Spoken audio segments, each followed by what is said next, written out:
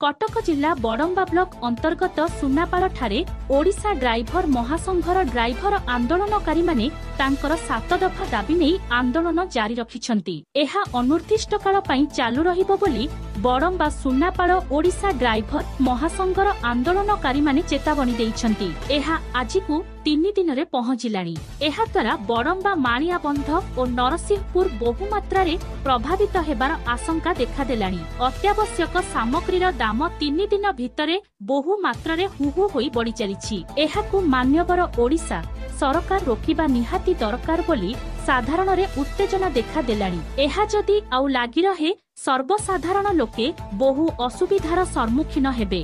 Badamba कटकरू Vikram सेठଙ୍କ report श्रीक्षेत्र news.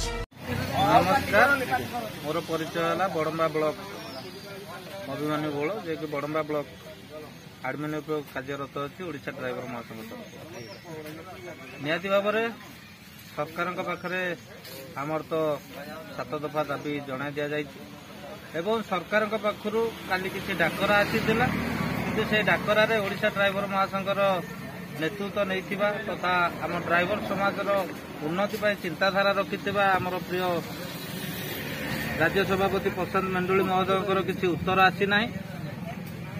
जेपर्यंत Odisha driver महासंघ महामंच तथा राज्य सभापति राज्य कमिटी तथा जिलार जो कमिटी गठन होगी काली जाइए आमर जो डाकी प्रशासन भुवनेश्वर जाइए पाखु सठिक मार्गरे कागज द्वारा आम सठिक प्रमाण न पाइला जाक ये आंदोलन रे एभली रोड साइड रे स्टेरिंग छाड़ी बसू तो रहा। धन्यवाद। मो बर्षा जिला संपादक अत्यंत खुशी लगुच बड़म्बा ड्राइवर महासंघ ये शांतिपूर्ण भाव में बस कटक जिले में प्रति जगह शांतिपूर्ण भाव में आम आंदोलन चली कहीं आज आम लार था आम मैंने गाड़ी